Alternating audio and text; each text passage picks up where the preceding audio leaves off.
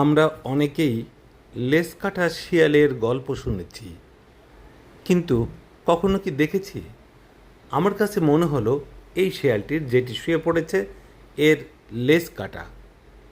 একটু দেখবেন, ওই শিয়ালটিকে আমরা আবারও দেখতে পাবো। তবে বলতে হবে আসলেই ওর লেজ কাটা কি না। এই যে যেটিকে দেখছি, এটির কিন্তু এই যে লম্বা একটি লেজ আছে, ওই যে হেঁটে চলছে। তবে ওই যে শেয়ালটিকে দেখলাম, এই যে এবার দেখব, এই যে এটির এই এই এই যে লেজ আছে কি,